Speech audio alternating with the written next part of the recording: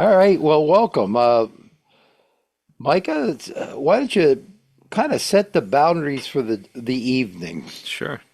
Yeah, I'll read our intro in just a moment. I will say this also. It works best when we hear from you. So please feel free to join in conversation. Eddie, you kind of have a rhythm of this already, so I don't think I need to talk to you. But if anyone else joins, please feel free to join in conversation and let's discuss. But let's get started with our intro. We'll say our names quick and then we'll get into it. What happens now regarding your journey with managing and expressing your sexuality and improving your personal development is in your hands. It is how you interact with and listen to God as you engage in this experience that determines who you'll become.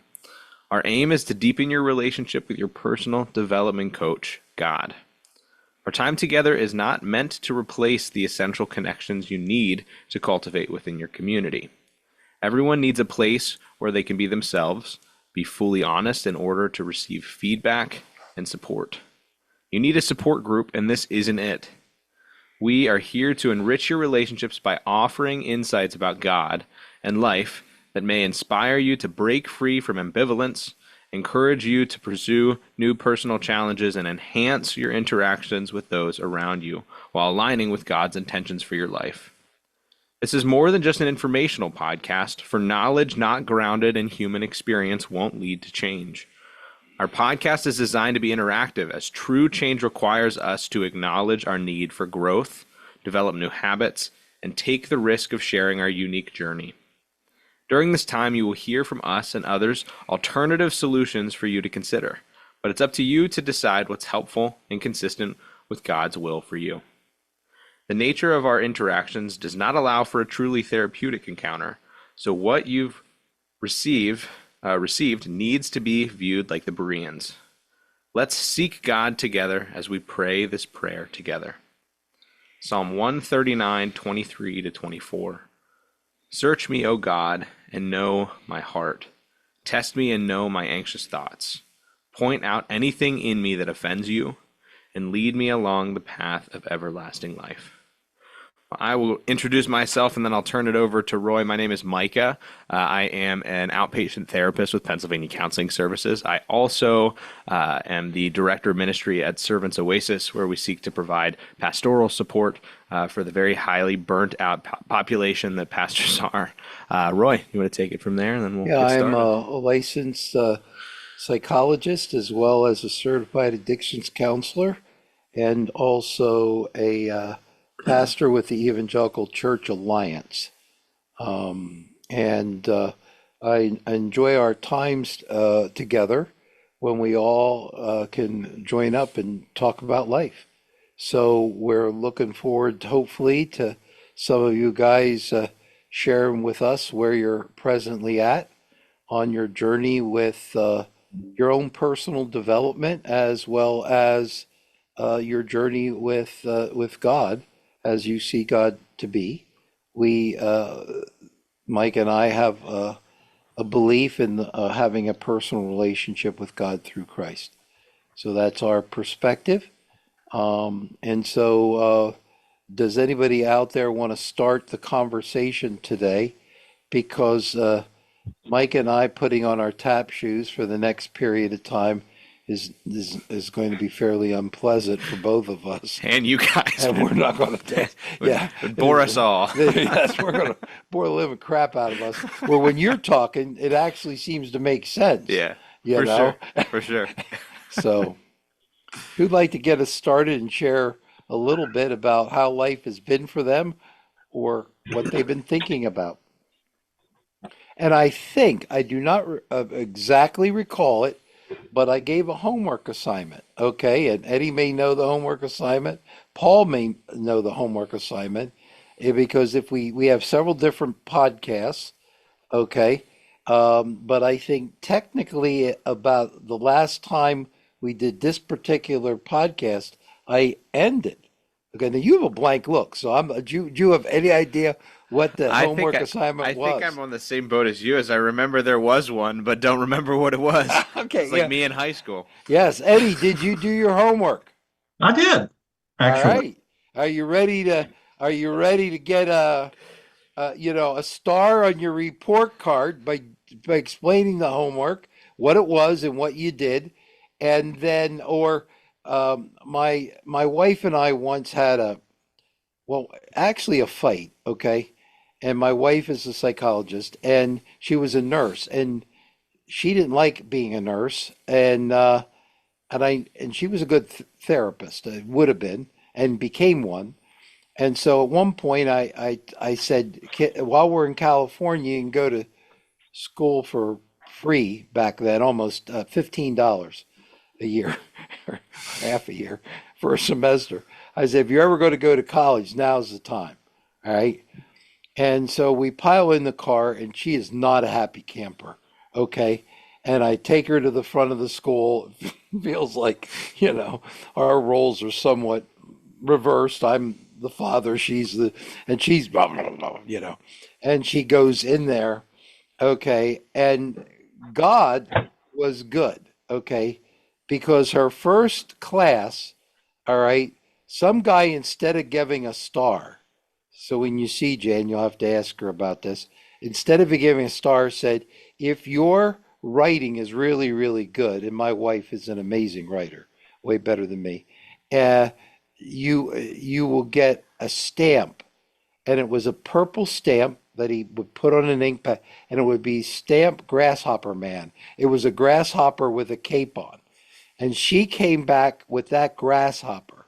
Okay, and that began her psychologist career, grasshopper man after grasshopper man, and then after that, she became the good therapist she is. So we don't have grasshopper man, Eddie. So you just get a gold star. Okay. Okay, now I have to know, is it in her writing? Was it her penmanship or was it her ability to string words together? Her ability to stream words together that create a picture, whether it's more poetic or ideas, is amazing. Okay, yeah, I don't have that. I try to write a lot of books, which I have, and I don't have it either. But Ellen over here, she's my editor. She has it, and a group of others have it. Yeah. So the homework you gave was the difference between fixed mindset and growth mindset. And I looked Yep. into those. I don't remember the specifics of them because it actually was two sessions ago. Oh, Because was it? right before the last one, our house got struck by lightning, and I didn't have power to get into it, and it created a whole big deal. But it wasn't anything bad. I was able to fix most of it. But and looking into fixed growth, and this started because I was talking about where I am on the introvert to extrovert scale. Now I'm further toward the extrovert side of it than introvert side of it. And in a room full of people that I am not familiar with, I am very much an introvert. And you interrupted I didn't get to finish my thought then, but you put me in a group of Samson guys, and I can lead the room. Uh, when it's my people, it's a whole different thing. In fact, I had a friend. I went to a thing. It's out of the Wild at Heart retreats. In fact, their retreats show up on the Wild at Heart retreats. They have one here in Arkansas, and I had a friend that he hadn't heard me really speak, and they had the Saturday Night Fire. It was a talking deal, and I got up and told some of my story and whatnot. He was just blown away. But they're my people, so that's kind of the thing. Mm. But on the deal of a fixed mindset to growth mindset, uh, in my bent, I guess you could say, when you only have two options, I always pick C. I think there are parts of our anatomy, or parts of our brain that are plastic and can grow, and there's parts of our brain that cannot. One instance of that is I read at 700 plus words a minute. I did a reading test thing, and that's how I know that. I kept speeding it up till I finally looked at it. It was Alice in Wonderland. It wasn't technical. Technical, I'm a little slower, but just general reading, I can read really fast. My wife does not. She has gotten a little better, but she will never get to the level that I am. I don't know what it is about me that does that. I've been this way my whole life.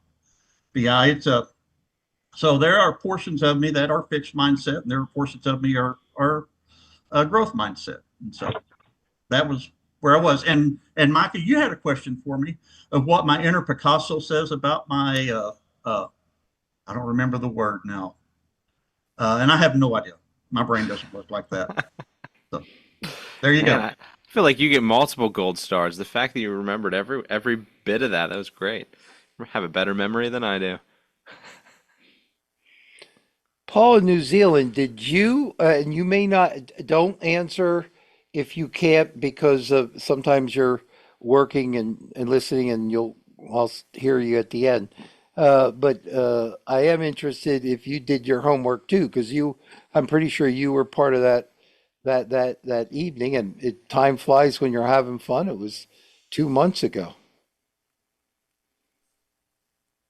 Yeah, I do remember now. Thanks to Eddie for bringing up the topic. I do remember looking up the fixed and um, growth mindsets, and I'm a bit of a mixture. Um, I get a bit stuck in. I wouldn't say I want to be fixed, but I can be aware that I get a little bit stuck in my thinking, a little bit rigid, and whether what softens up that rigidity, I I expect that's a process in itself. Actually, I do remember that the little exercise Micah gave us to look up the um, about fighting well, might have been from last week, how to have a Yeah. fight from that website. And that's really good. That's a great list. I'm also, oh, gee, I could take this to work and put it up on the wall because it's kind of straightforward. It's kind of like what is a fair um, dispute? That's maybe not quite the right to look like.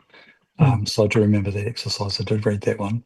Um, but I'm aware, Roy, yeah, that I do have a few areas where my brain just seems to have difficulty being flexible, being malleable with regards to certain things. Other things, I feel like I'm pretty malleable, pretty willing to um, acknowledge my limitations in a wise way.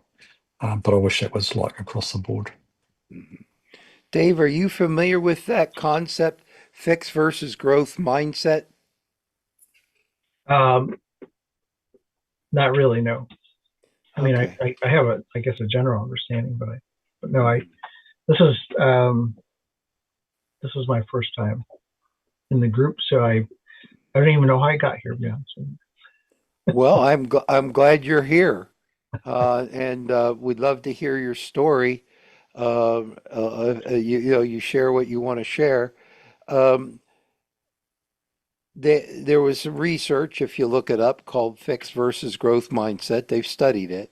Mm. Okay, and the whole reason why I brought that up, okay, is and I'm okay that we have a mixture because I think that's reality. Okay. But the question in my mind, and I thought I might have stated it, is what's God's perspective regarding us?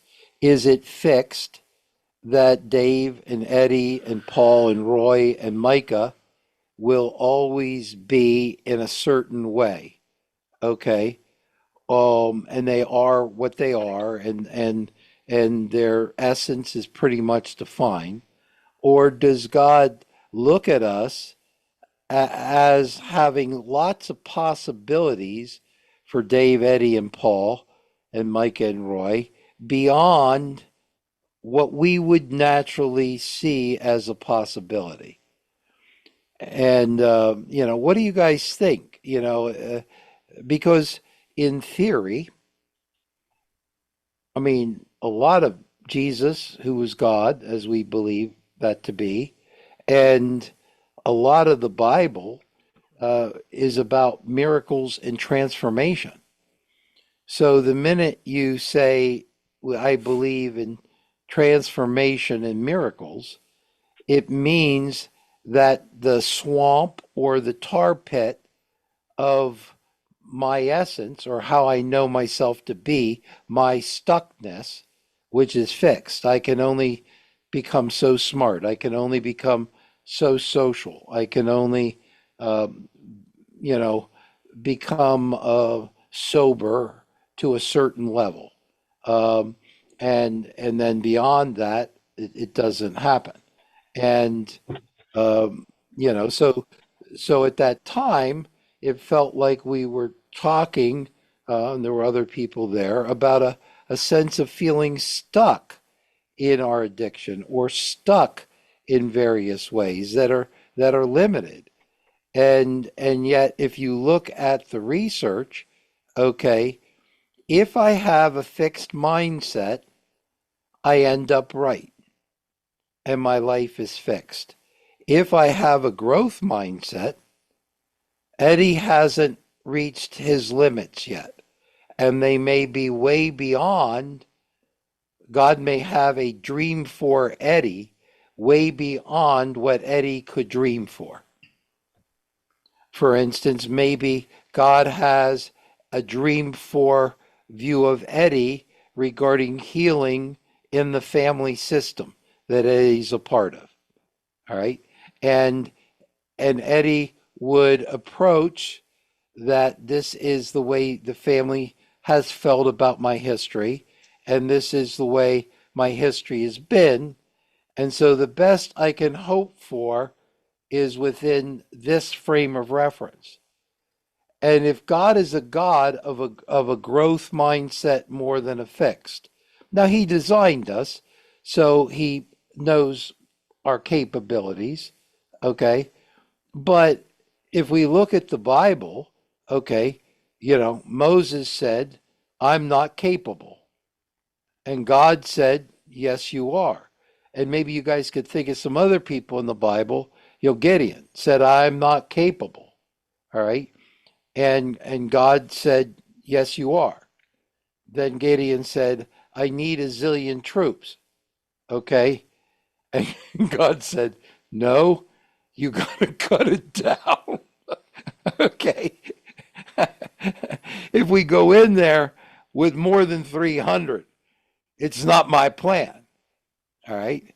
And so that gives Dave hope that Dave, whatever you share with us, there's the you share, and then there's a dream for you beyond it.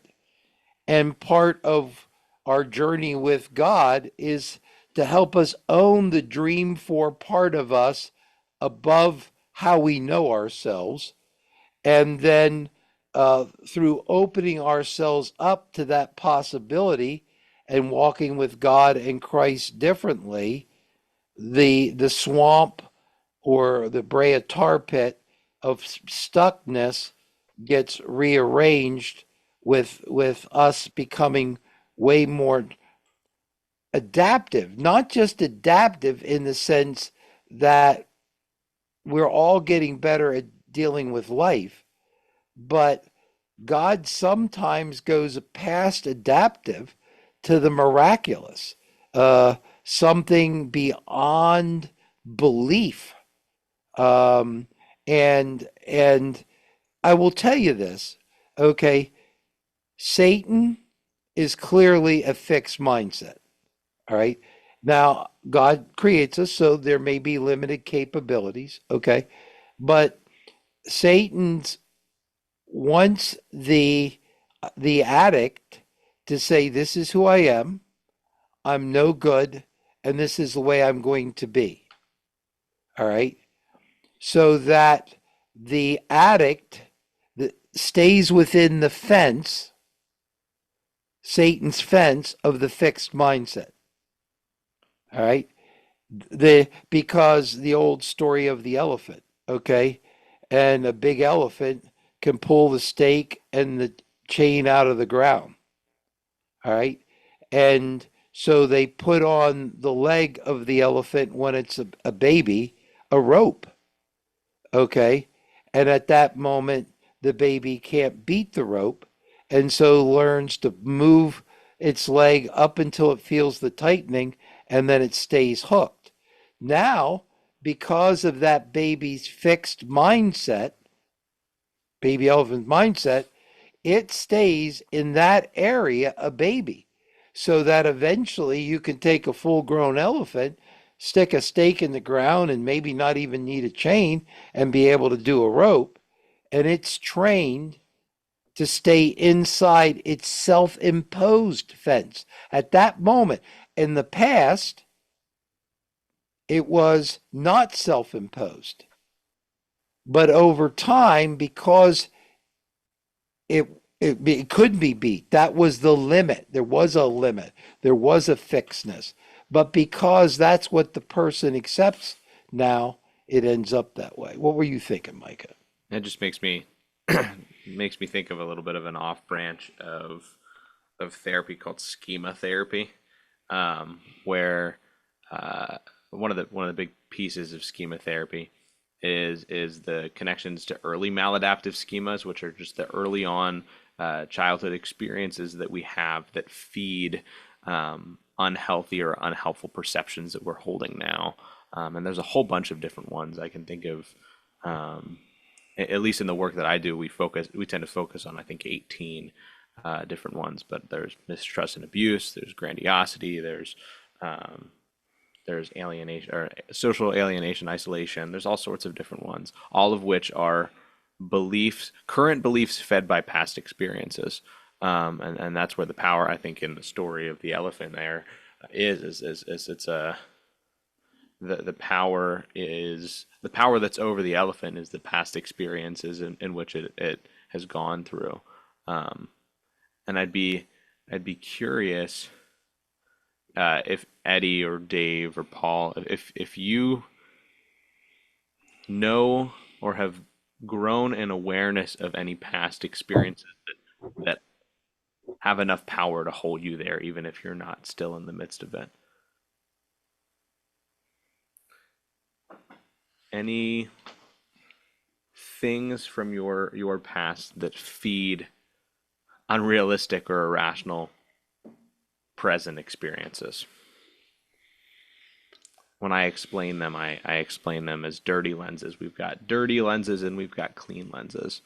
The dirty lenses are the unhelpful, unhealthy beliefs, and the clean ones are obviously the healthy ones. Yet, at times, even if we're looking through some of the healthy, clean lenses, even if there's just one dirty lens in there, it's impacting us in ways that makes the other lenses potentially dirty as well.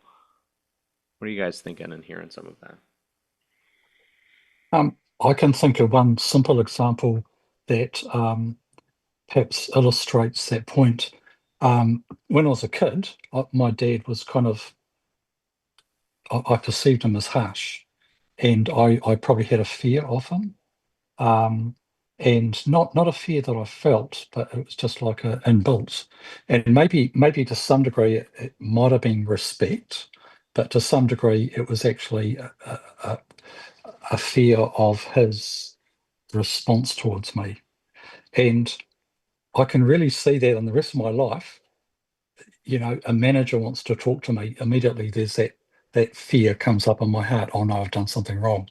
And 99.9% of the time they don't, there's nothing wrong.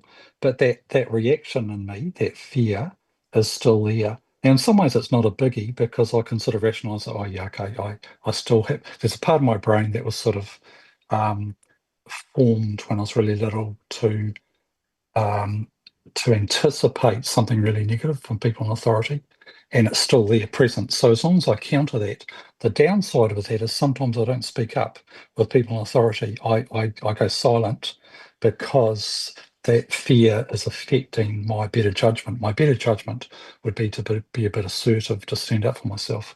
So I do know that it is a handicap in my life and that I don't stand up for myself because I've got this inbuilt thing to always defer to authority. Authority's always right. You never challenge authority, or how could authority be wrong? So there's that wiring that's not quite right. That can be a handicap if I'm not conscious that it's probably present in some of my interactions with, especially mainly bosses. Bosses at work and people in authority. There's sometimes an inordinate discomfort from bringing talking about difficult things with them. When you were talking, Paul, it reminded me of a couple of things you said once, but a little more cryptically than in depth, but about your dad. And what kind of authority would you describe him as being?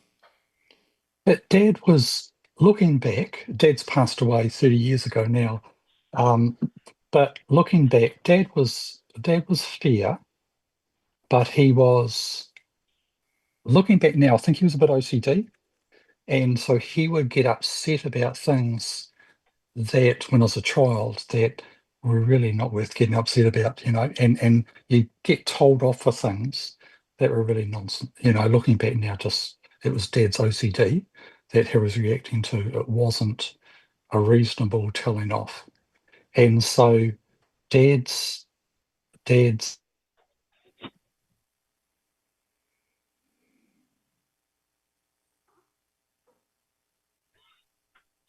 so he was highly respected by his peers and stuff.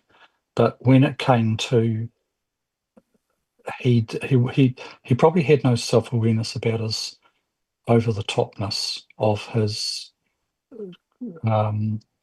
OCD when he was unhappy, and he would overreact towards his kids, and he overreacted towards me more than the other kids. He told me that, but he never explained why. I don't think he understood why he did it. And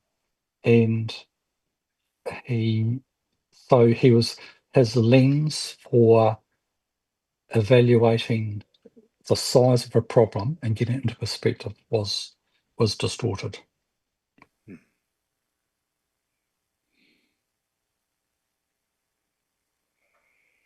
And as an adult, I can look back and understand it. As a child, I think, oh, gee, what's going on? What's wrong?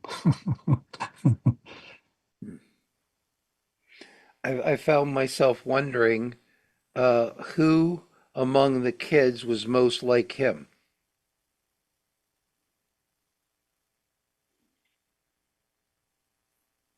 um, yeah, I'm wondering whether it's me. I look at I've got one brother, one sister. I was the youngest. Um, on terms of vulnerability to OCD-ishness, yes. I don't know that my brother and my sister have got OCD traits. I a terrible problem with perfectionism and over scrupulosity, where you get hypersensitive about getting everything just right, to the point where you're almost distressed unless everything's just right, And I really struggle that big time. And in a way, yeah. So I got a little bit of I never thought of that actually. That I probably took after Dad's, OCDness in a different form. Dad's came out as cleanliness. Everything had to be spotlessly clean and wiped, and there couldn't be you couldn't touch anything. It had to be, the surface had to be totally clean. And so we lived in a wonderfully clean house. But for me, my OCD came out as perfectionism and scrupulosity. And I suppose looking back, maybe one of Dad's parents, and I never knew them well, also struggled with some sort of OCD trait. And I wish I had known that as a kid. This is what's going on. And then it was, oh, that makes sense. That it's just a bit of an eccentricity in my dad. It's not that he's trying to, doesn't like me, but he can't help it, just like I couldn't help it when I became an adult and noticed I go overboard with certain qualities. So I wanted to I'm making this up, okay, Paul. So I want you to fill in the blank. I'll give you a psychologist fill in the blank section questionnaire, okay? And the question begins, that not the blank part, the part you can understand. It was a wonderful house, but fill in the blank. It was a wonderfully clean house, but. And, and the You rest of couldn't, you can, how would you, because I answered the but. So, yeah, but I thought, it's your house, Paul, give it a shot. And I might ask Dave, it's a wonderful house if you were Paul, but, and the wonderfully but clean house, yeah, but. you couldn't touch anything that might leave a fingerprint. So if you left a fingerprint, you get told off in the wrong place, like on a door or something. Don't touch that, don't, whatever. And you'd have to rub it. And Okay. So it was a wonderful clean house, but you had to know where your fingers were at all times, You had to be 24/7. what you did. Yeah. Okay. Dave, how would you, if you put yourself in his role? It was a wonderful, clean house, but what would that feel like to you to have to live in that way? In my own house, or I'm not His sure. house. If you were him, Okay. how would you fill in the sentence? We'll ask Eddie and Mike to do it too. I'm not understanding what you're asking me. I Okay. don't know what you. I don't know how to put myself in that place. I'm not sure what you mean. That's fair. Um, when we listen, we're connecting our story to the other person's story. Sure. And so, because one of the things we're doing in here together is we're sharing empathy and we're discovering different parts of ourselves. Okay. And so, um, Eddie, how would it feel like to you if that was, it's not your description of your house, although it may be, have been, okay? But if you were Paul, as a boy, as a male, I don't think we males are known for being super clean all the time and organized. Okay, right? Uh, how would you? You know, it was a wonderful, clean house, but and how would Eddie add to that sentence? Yeah, I'm going to preface it with my history and even now. I'm one of four boys, and we were all boys. We didn't have the wonderful clean house. It was clean, but it wasn't spotless. And even our house now, with my wife and I, it's clean. If someone's coming over, she turns into a crazy cleaning lady and goes into, because it's got to be spotless for anybody that comes in. But to answer the question, it's a wonderful clean house, but we were never allowed to live in it. Wow, that there's almost a suffocation to that. You know, the joy, the passion of life squeezed out of it like an orange. Hmm. Micah, how would you, when you heard him say that, how would you answer? Well, I think my brain went the direction of it was a wonderfully clean house, but I always found myself stepping on eggshells. It's funny. It's funny how a house that clean, the the eggshells kept popping off all over the floor. Maybe it wasn't as clean as what he thought it was, at least metaphorically Huh. speaking. Anything come to you, Dave? You don't have to, but is there any? We're just making up crap, is what we're Yeah, doing I kind of from I our own understand. frame of mind. Right, I understand the way you're referring to it now. Yeah, I guess I would say it's a wonderfully clean house, but don't make any mistakes. Mm, that's a good one. Don't make any mistakes. Yeah.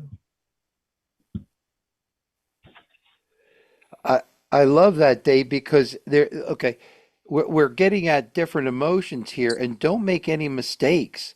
You know, when I was feeling what you were saying, it felt like an angry house.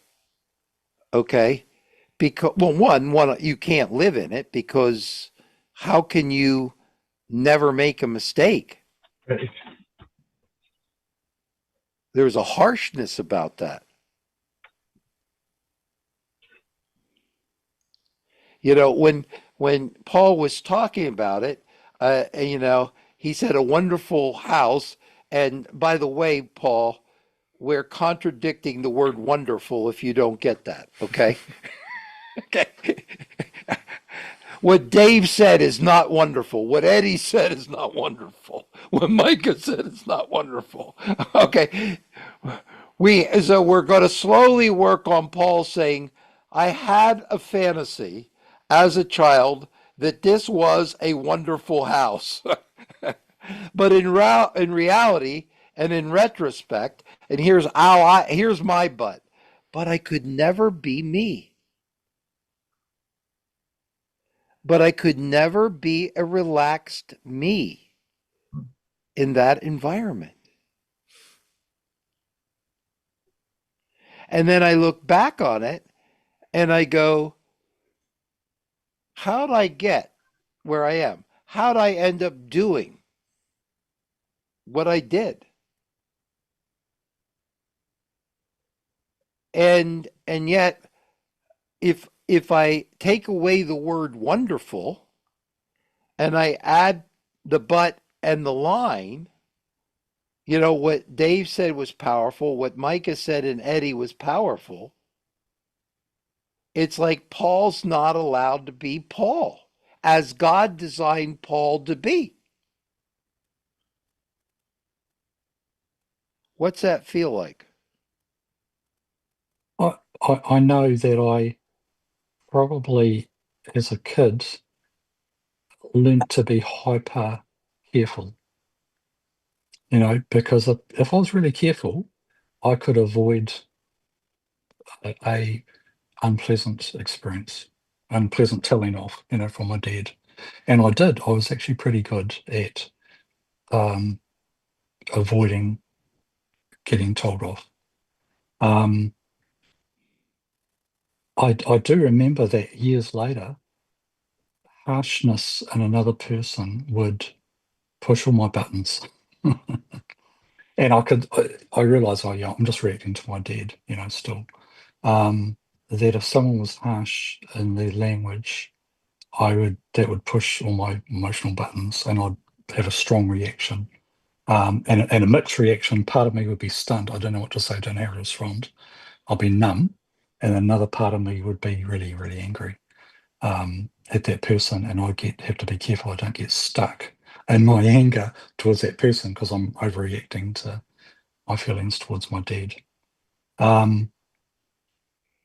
But yeah, probably I developed a hyper carefulness that plagued me in the rest of my life in terms of like whenever I did something, I had to be so careful to try and get it just right.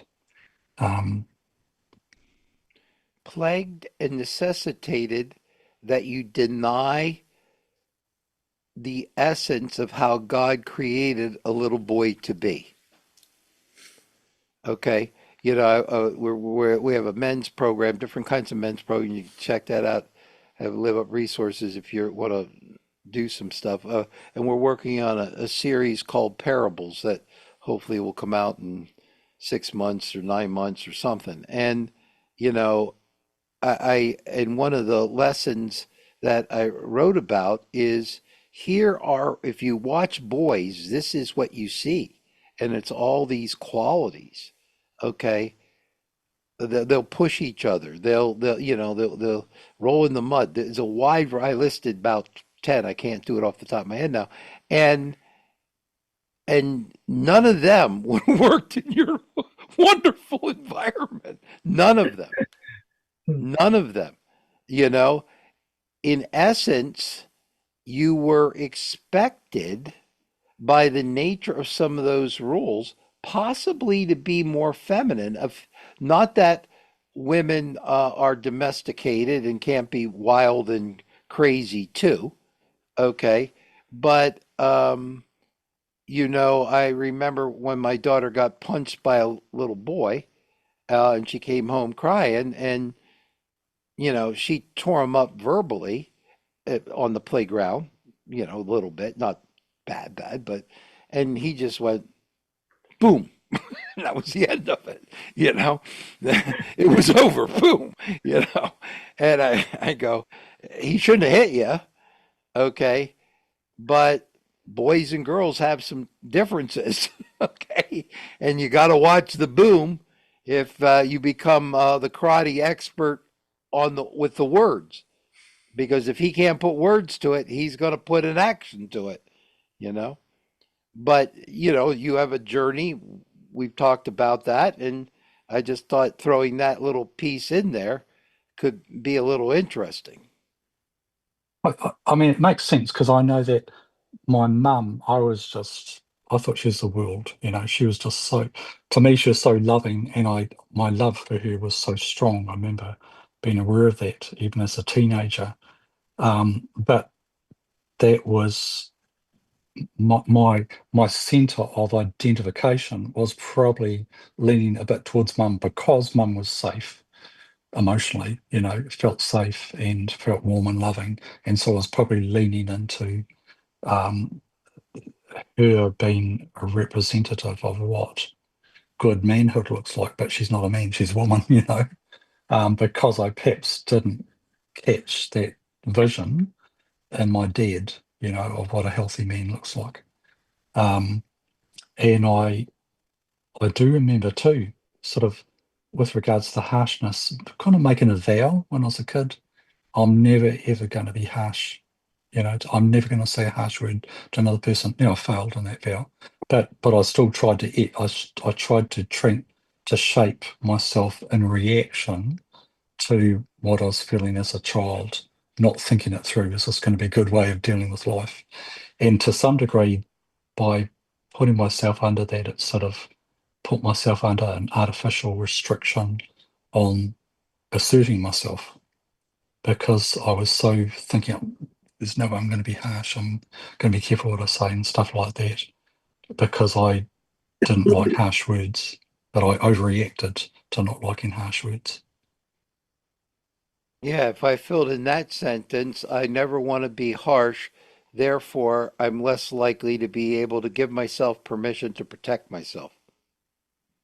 Because Yeah, if you end up in a harsh situation, which life, as the Bible teaches, is heading towards entropy. It's self-destruction. It's ugly. It's harsh. It's evil. It's got evil aspects to it. Okay, and it is harsh at times. It is unfair, and the only way to respond to the giant, as David did, is to either the giant wins or I win, and you can't be super pleasant with Goliath, okay, for long. If you're yeah, pleasant with Goliath, Goliath wins. yeah. Huh. Dave, when you honored us by stopping in here for the first time, and welcome, Raymond. Um, was there anything you wanted to say? Because I want to make sure we've got plenty of time that anything you want to say, uh, or wonder about or share about yourself, we would be interested in hearing. Um,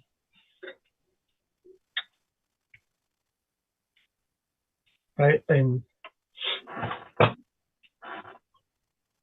I just saw the link today in my email, and I was like, um, I just clicked on it, and I was like, wow, I don't remember signing up for anything. Mm-hmm. Maybe I did when I was going through um, going through. I think I was going through some YouTube reels, or maybe I signed up for something. I don't remember. Mm-hmm. But yeah, I guess I'm 67 years old. Um, and I believe I'm here because um, I have the sense that God got me here. I've been battling with some sexual addictions for quite a while. So um, and so like I said, it's kind of a real surprise that I'm here. It seems, and I'm like, but okay, God, this is I think you landed me here with this group. So I'm not sure what else to say. My story is probably quite a bit longer, Hmm. but I live in upstate New York. Um, and Well, Dave, I want to say I'm glad that you surprised yourself and surprised us. I mean, it's good to have you here. And then thank you for sharing a bit of a glimpse into your story. I'd ask you this and answer this to the extent that you want to. You said some struggles regarding sexual addiction, and I'd be curious if you had the opportunity to share what you feel as though you need the most support in at the moment. What would that be? Um, I guess I'm a little fearful to share some things right now. It's okay. Not just because of I feel very vulnerable right now. Mm. I don't want to be. I kind of. Um, I'm not sure what to say, but It's okay. I feel confused and lost, and I've been kind of reeling in the last few weeks. I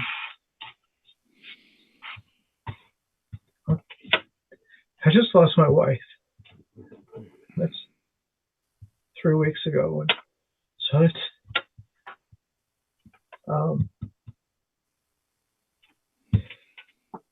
I don't know what else to say. I'm sorry. No. And one, I'll say, this isn't a place we're ever going to force you to talk. Yeah. So for what you shared, we're more than happy to leave it at that. Let's turn from what you shared.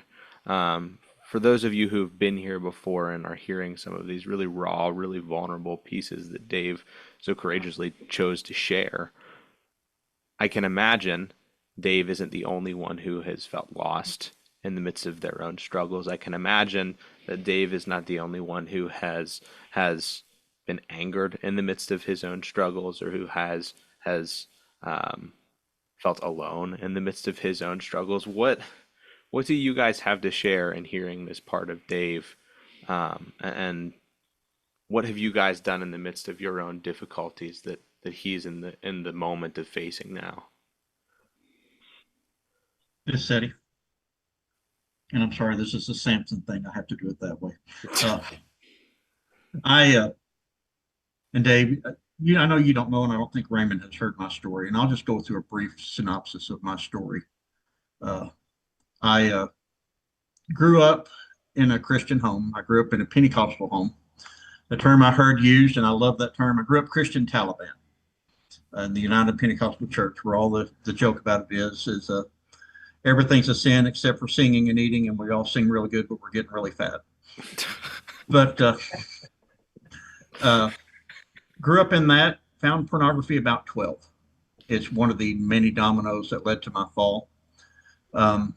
We quit going to church in my early teens, and then met the woman that became my wife after I graduated high school, working at a McDonald's. And we knew each other for about 5 years before we started dating, got married in 94. Found out a few years later we couldn't have kids. Her body doesn't produce hormones to have that. We ended up adopting a little girl. Porn was always a glancing blow thing in my life. It wasn't, there's Samson guys and I know other guys that 1 click's too many and 1,000 clicks is not enough. I never was that way. 5 or 10 minutes, I was bored with it and moved on. But it was always I could hear, and even now, at times, there's the sirens call, to use a deal from the Odyssey. But we adopted a little girl sometime after that. I touched her inappropriately, is the gentle way to say it. I molested our daughter. In 2015, that was in about 2007, 2008 time period. We adopted her in 2007. In 2015, we were on a road trip and she got mad at my wife and I. And when we got back, she told a counselor that she was seeing what had happened. And the result of that is we got divorced. I'm now a level 2 registered sex offender. I carried shame, and I had the scarlet letter. Shame was ever present in my life for what I had done, and society hates registered sex offenders, and the church honestly does too. I don't know if I'm imagining your losses from death, the divorce, Yeah. Andy Gullahorn and Jason Gray have a song, Death Without a Funeral. That's what divorce is. It's a death without a funeral. Thankfully, our divorce didn't work out. We were remarried 3 years later. I found Samson Society about 5 years ago, and it was a winding road to get to there. But in sharing my story 1,000 different ways, I rid myself of the shame I had about my story. I know the fear and the aloneness because, ironically is not the right word. Amazingly, I guess, there was a couple in our church that were our small group leaders. They had been through recovery and were still in. He still does AA meetings. They moved me in their house when I was moving out, and they honestly saved my life because had I not had them to help me, and they got me started into a little bit of counseling and into the direction of recovery, I would have killed myself. Uh, Not for shame, because what I was looking at was prison. That's what I thought. And I was the primary breadwinner and had $500,000 life insurance policy on myself. It would have been easy as chewing gum. It would be my Samson moment. I would do the best thing I could do for my family in the last moment of my life. Um, this all happened. It came out July the 20th, 2015. July the 21st, my wife came over that evening and confronted me about it. And the last thing she said to me was, "Don't make me a rich woman." We always joked about having this life insurance that one of us died, the other one would be rich. And that's what kept me from killing myself. I looked at a 45. I wasn't going to do it at the house, and she was worried I was going to do it at the house. But I didn't do it. Faced everything, ended up getting 6 years probation. I've got 5.5 more years, and I can appeal the courts to be removed from the registry. I have to report every 6 months to the police department, and the girl there has known me since the first day. And she because I wear overalls for work, and I'm usually going by there to update the registry after work. She's known me, and I was talking with her, worried about that being actual possibilities, because things are probable, but sometimes not very possible. And she told me that all you have to do is keep your nose clean. She said, "You'll have no problem." So I have a hope there in that aspect of being removed from the registry. It will allow my wife and I to do road trips again, because I haven't had a vacation in 10 years because I'm very limited on the amount of time I can move. And our road trips are 2 weeks. We go in a direction, and until we figure out, okay, we're about halfway through, we need to start working our way back. We don't plan anything out. So you can't really do that when you have to report everything. But in finding Samson Society, I found a safe place, a place that I could completely real. I can be honest with guys there, and I'm not rejected because of it. And that's what I found in this place. I keep coming back for some weird reason, even when I'm giving homework. But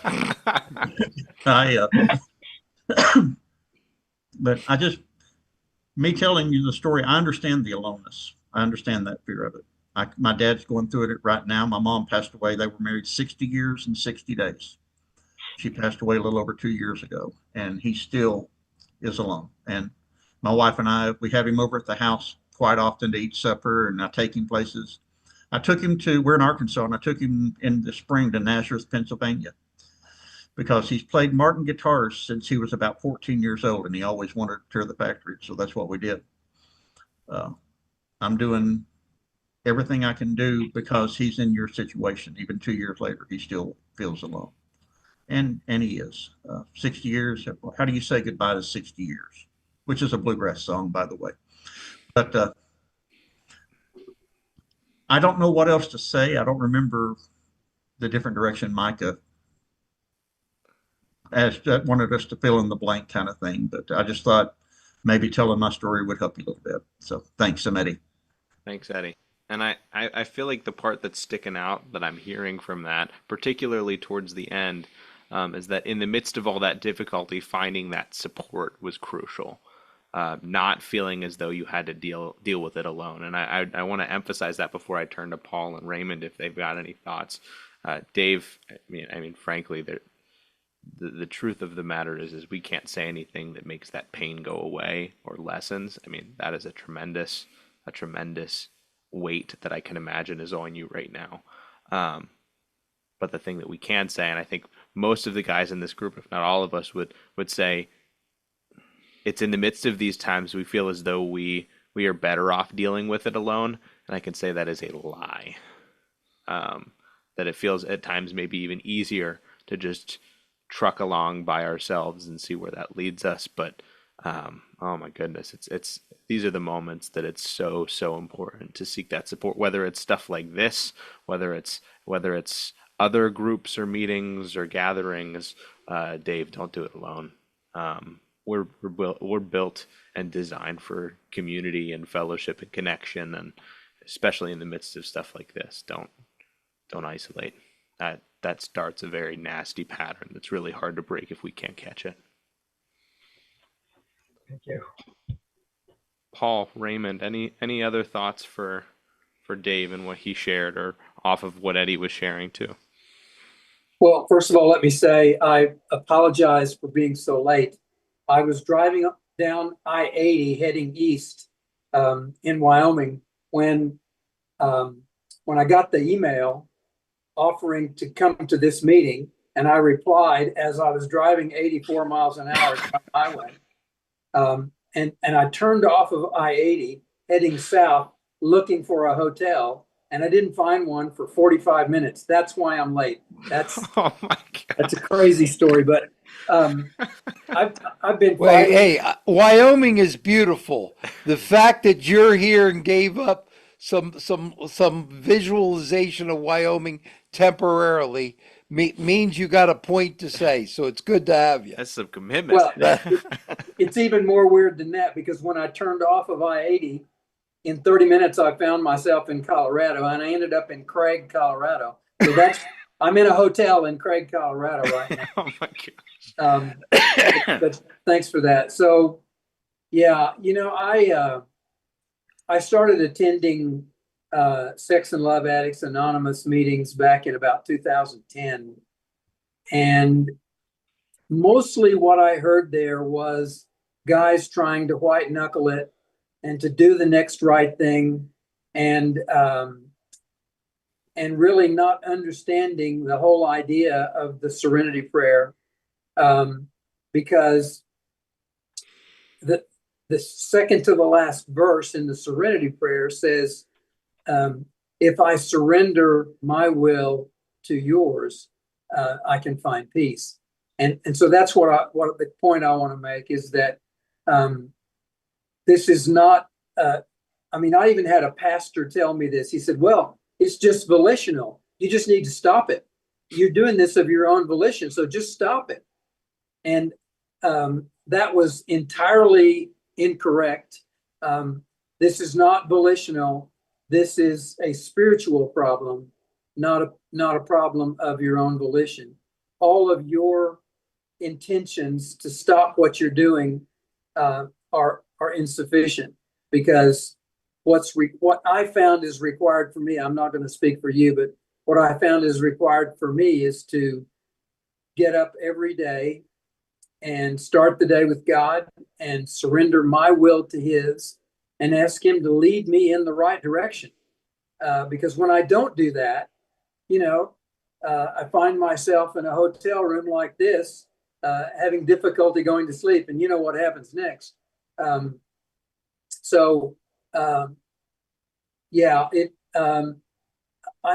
involved in an organization called Men in the Battle. It's run by an organization in Indianapolis called Living Truth. And I went through 3 semesters of the Living Truth program, Men in the Battle.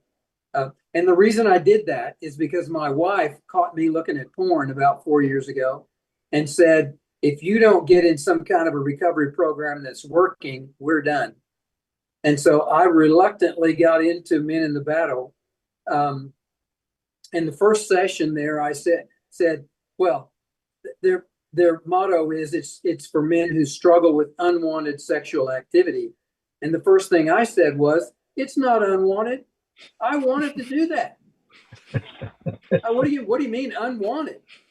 And so it took a whole semester for me to start understanding that it should be unwanted. And when I recognize that I want it to be unwanted, I want to be rid of it, then and only then could I begin a really serious recovery program. And that's about the time that I realized all my white knuckling trying to stop doing what I was doing wasn't getting there. And I discovered that, at least for me, I can't speak for everyone, but at least for me, the solution is a spiritual solution, not a solution of volition. No, that's great. Not my will, but yours be done. And by the way, it's not one day of surrendering, it's every hour of every day. I'm impressed you've got it to every hour and not every minute. Okay, yeah, I agree. Thanks, Raymond. And I will say, I've been married for 52 years. My wife says we've been married for 30 years. The other 22 weren't so hot. And it's all about me acting out and going outside the marriage for comfort and pleasure. And again, ironically, when I truly became faithful to my wife, all of my suppositions about her frigidity went away. And I'm 79 years old now, and our sex life now is better than it's ever been because I finally got the message that I need to serve her unconditionally. Yeah.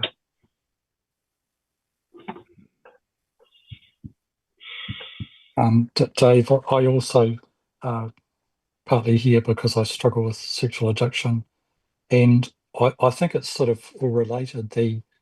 Our stories from the point of view, I think of the word connection, and I'm not married, but I've got friends that are married, and I can't even imagine how they might feel to lose that connection with that special person. And obviously, God's intended that we have an amazing sense of connection with one person in our life as an adult, and you're experiencing that loss. And so I can't really, fully imagine that.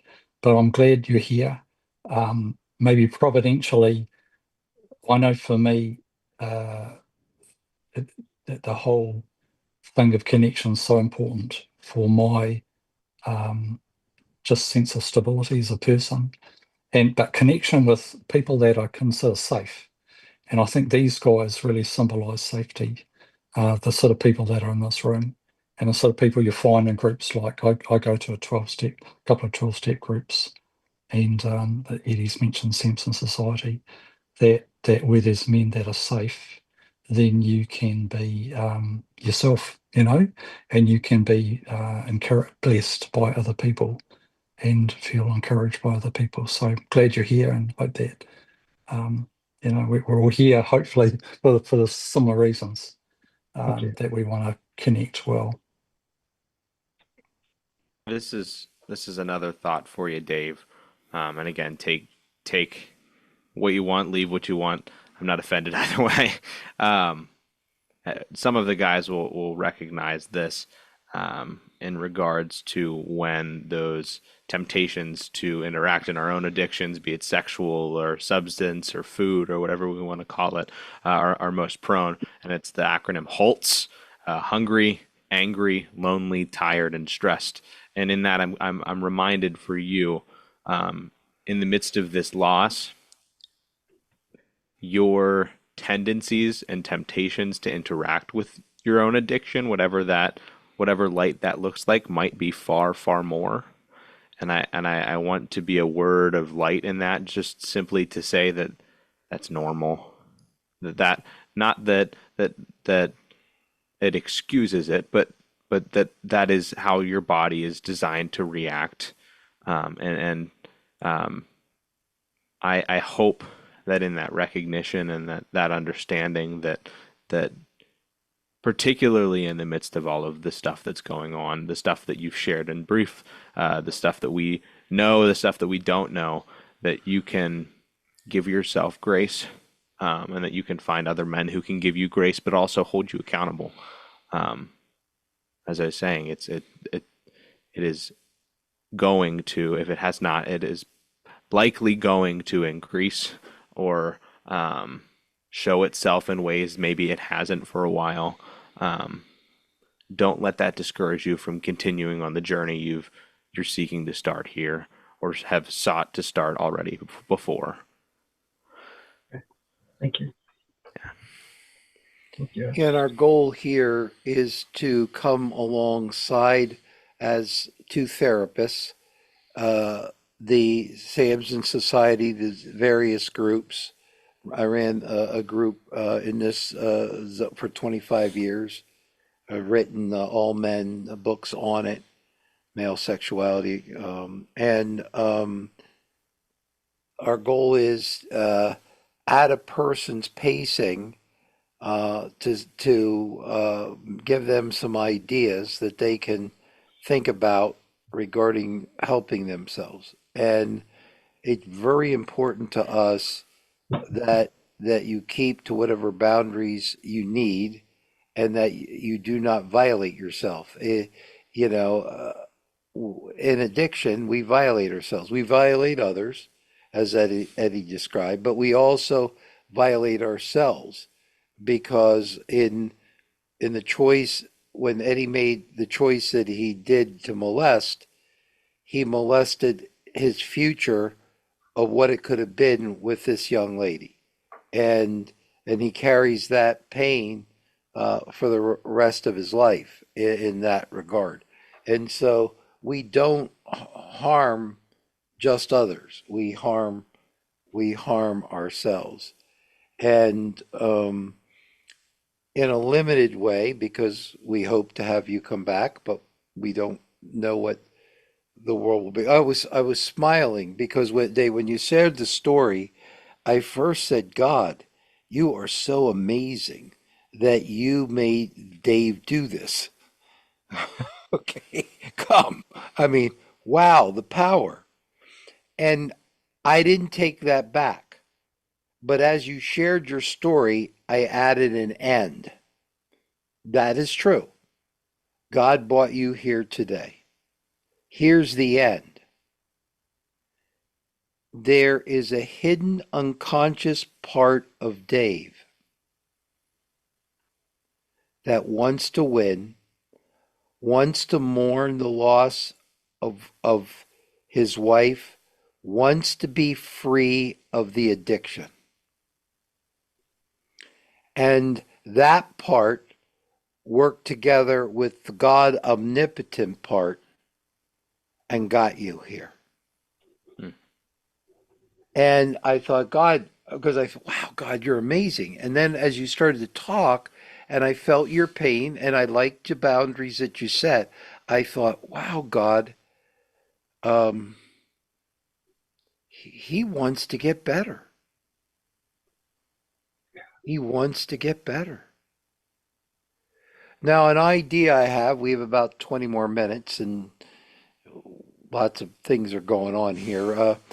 That is that maybe I don't know if you're doing any grief share from out of a church system, or would be to write an ongoing letter to your wife and just dialogue with what the relationship was like over time.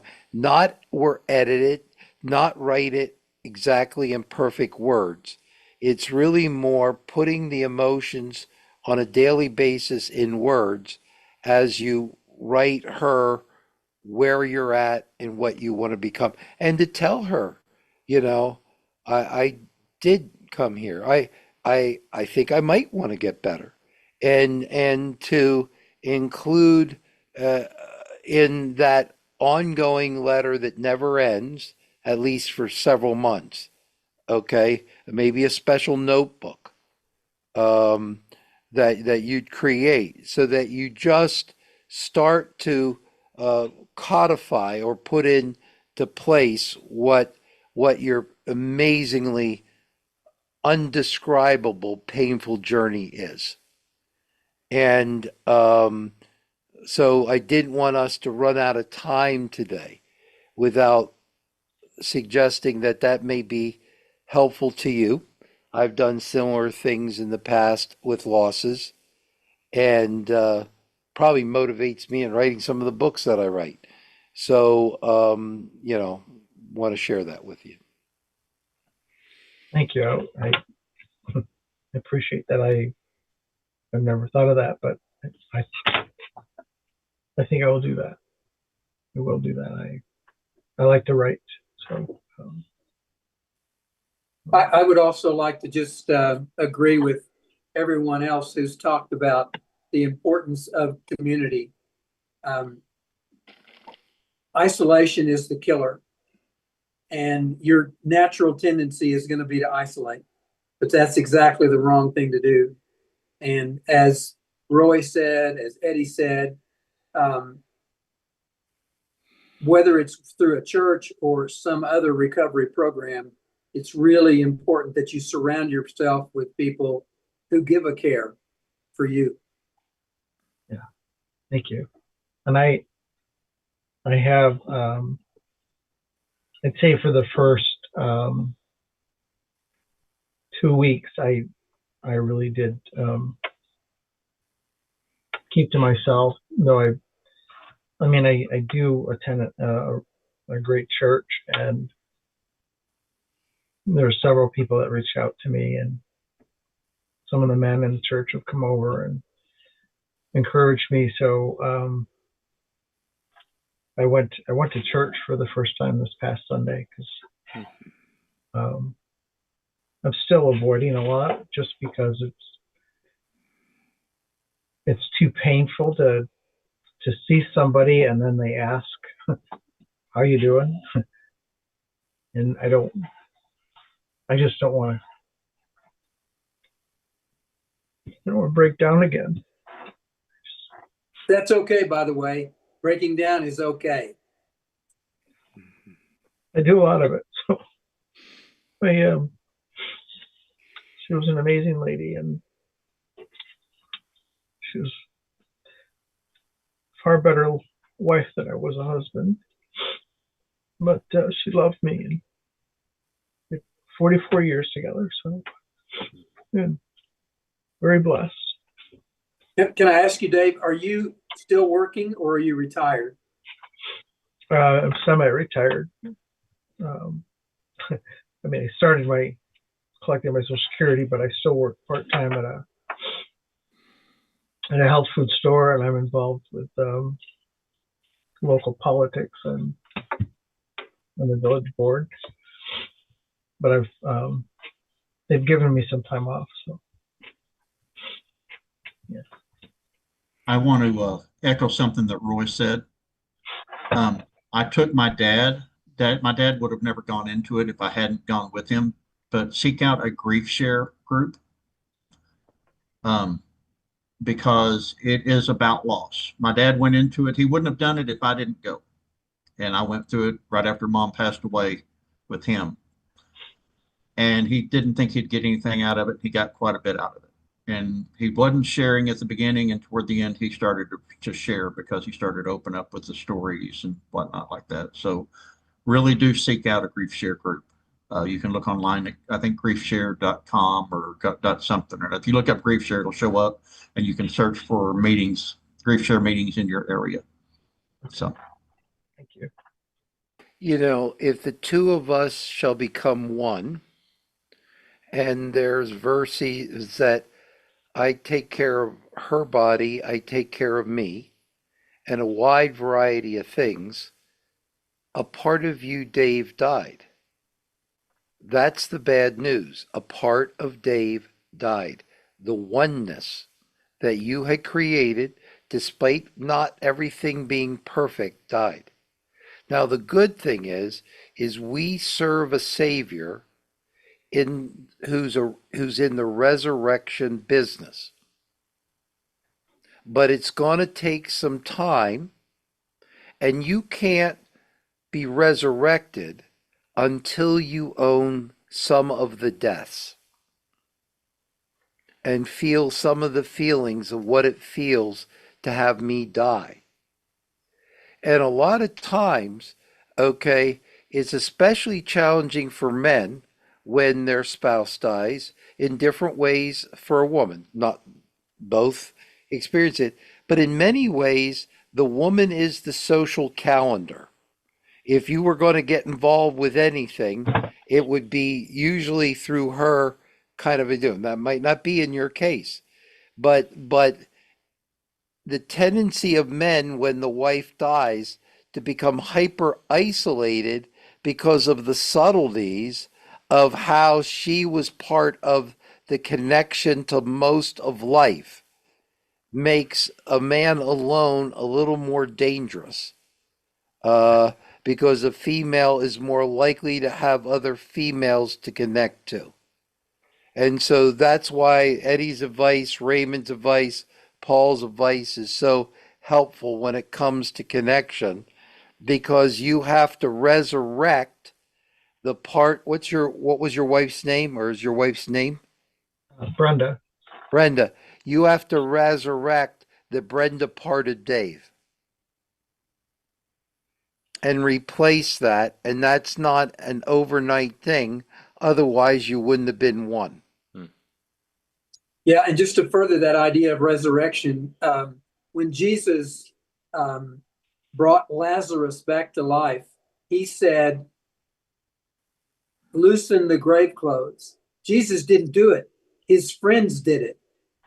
And so that's just more encouragement to surround yourself with people who can help you release yourself of that grief. Thank you. Yeah, that's good. There's a couple things, and we're going to have each person we're heading towards the home stretch here, and we usually like to end with everybody just saying maybe a potential takeaway. But there were a couple of things said that I've been holding for a bit here. Okay. I like what you said, Raymond, to the pastor. Okay. Another way, should you argue with him again, here's another way to respond. Why, of course you're right. It is volitional. Okay? My will is fully involved in everything I do. The problem is, don't we believe that the Bible teaches us our will is corrupt? And psychology teaches us willpower is faulty. So I have a volitional problem. And since humanity says, psychology, my will is faulty, self-help groups, Samson Society, 12 steps would say unmanageable, the will, okay, then how do I fix it? And God's given me a spiritual solution for my faulty will.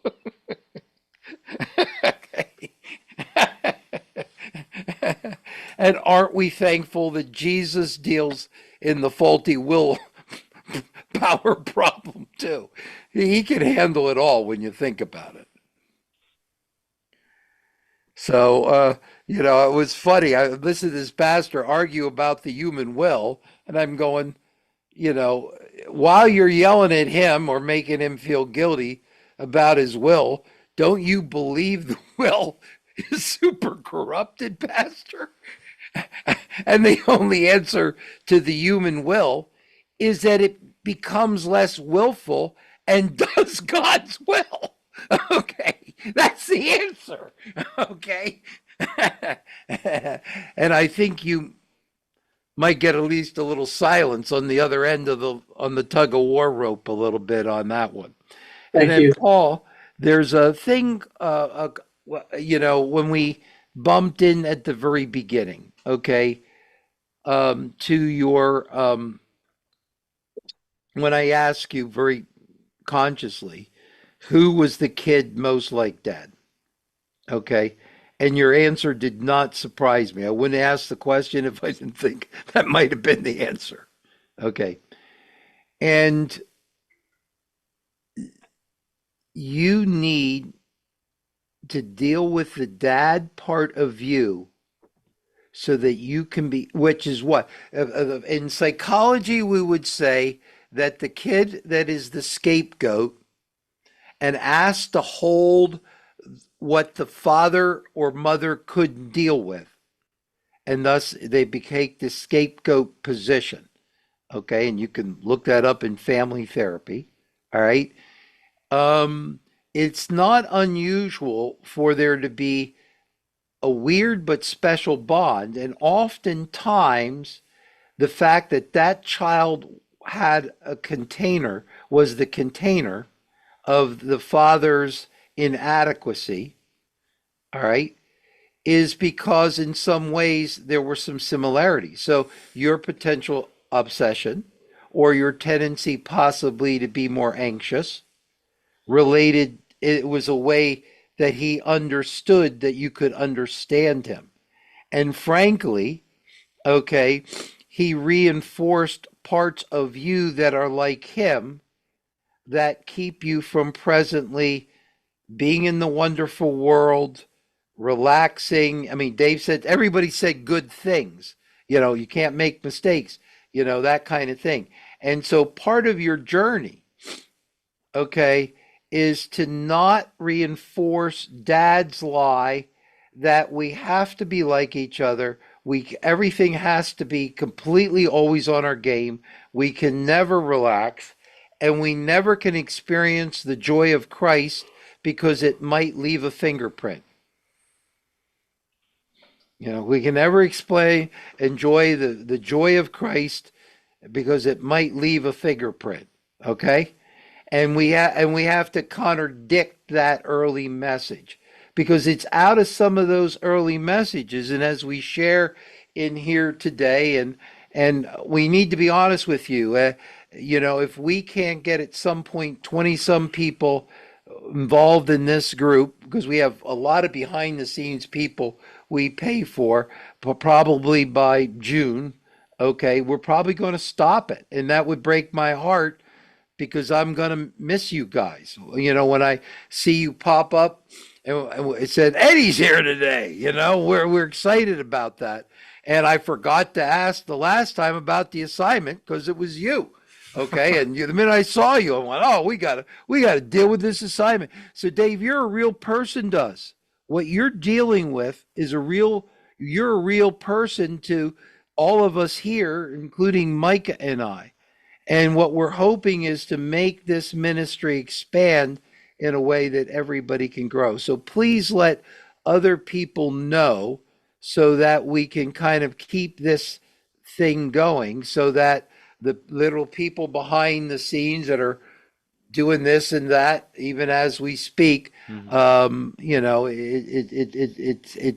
we can continue this ministry. Yeah. Go ahead, Micah. Let everybody to do a takeaway, or you say Sure. whatever you want to say. Yeah. Well, I'll just feed quick off what Roy said. Yeah, and invite people so that you can not only impact other people with your story, but other people can impact you with theirs. I mean, that's our whole goal here. That's one of our big pieces, and that's what we hope to do. So please let your experiences and your stories touch others as others touch yours. But given the discussions tonight, and we bounced around, which I loved, on all sorts of different topics and discussions, what are your guys' takeaways? What are you guys taking with you into the next couple weeks until we see each other again that was worthwhile, important? Try to stay connected. Yeah. And Raymond, I want you to be safe tonight. Thank you. I'm aware that you're in a hotel room and the things are set up and you're winning more than you're losing, and I